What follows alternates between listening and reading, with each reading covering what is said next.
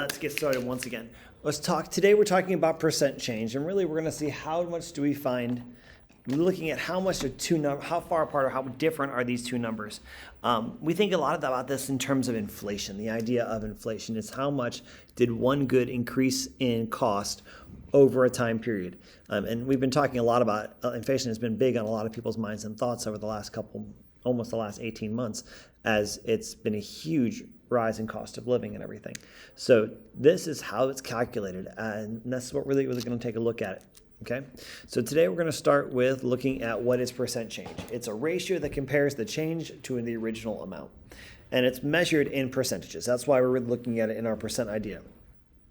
So it starts out though talking about the amount of change, and to find the amount of change, you've got to take the new number, the new information, minus the original.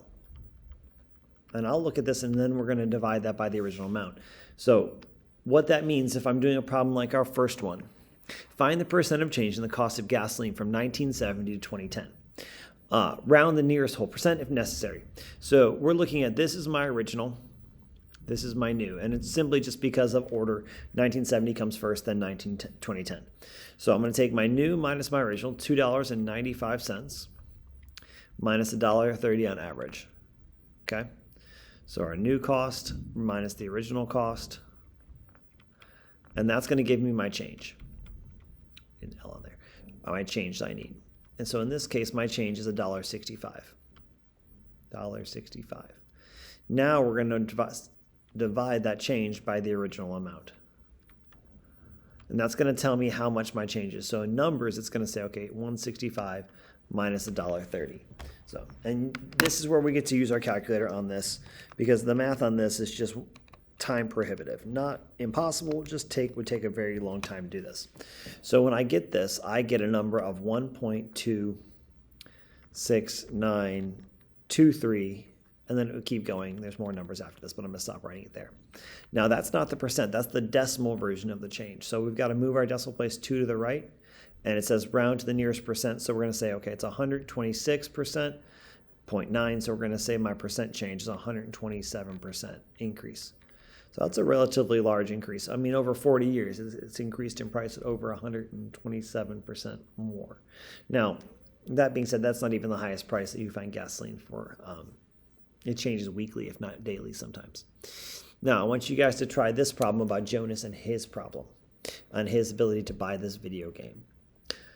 Pause the video and see what you come up with for the percent change in this problem.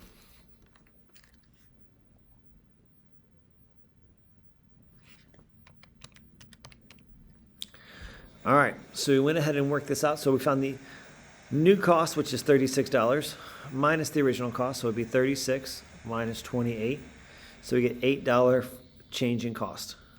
We're going to divide that by our original, and our original again here is this 28. When I get that worked out, I get 0.2857. So that's my decimal equivalent, so I'm going to multiply it by 10, or by 100, and I'm going to get 28.57, so my percent change is 29%, and that's an increase. Being that it's a positive number, it's an increase in price, and you can see from 28 to 36, it makes perfect sense. It's an increase in price.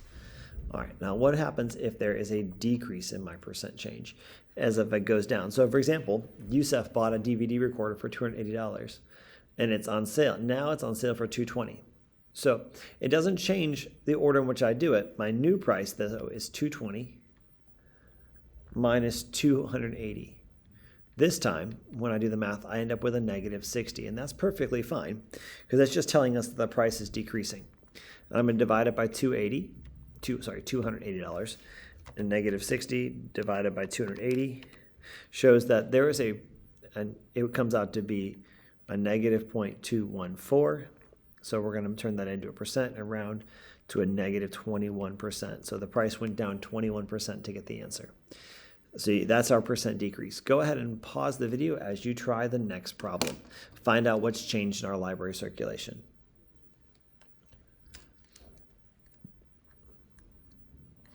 All right, so our new amount, 273 minus 349. You end up getting a negative 76, and we're going to divide that by 349. So negative 76 divided by 349.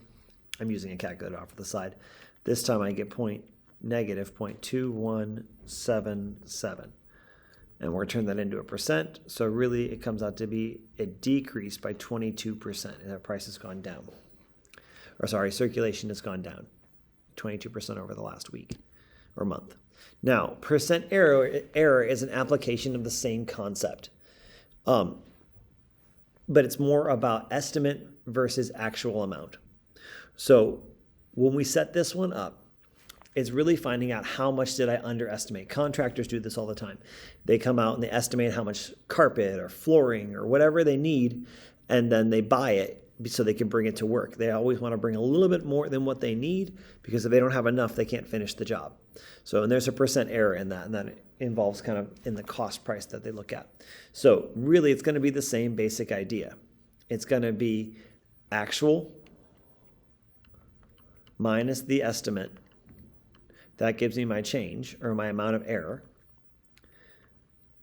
And then I divide my error by the actual amount.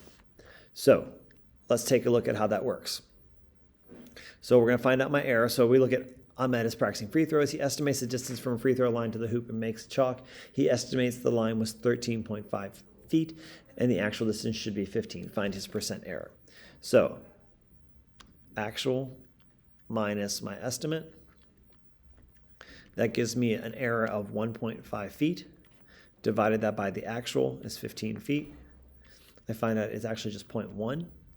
And since we're going for percent, we're going to move our decimal point to the right. It's a 10% error. He's off by 10%. It kind of works in our favor, a little closer, so it's an easier shot for him. Let's go ahead and see if you can figure out in the amount of error in the estimation for Morgan's download.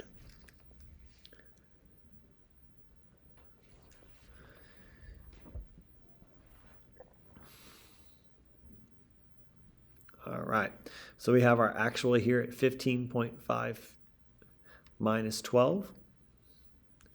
That's going to give me a 3.5 minutes. And we're going to divide that by my actual 15.5. Okay, and I get a 0.2258. And we're going to turn that into a percent. So we move it over and we're going to round to the nearest decimal. So it's really a 23% error. So it took her 23% longer to actually download the video or the movie than she expected. Must have had some other network traffic. Okay. Now, today on your homework, you're really going to just practice your percent change. But percent error and percent change are just the same thing. We just a slightly different look.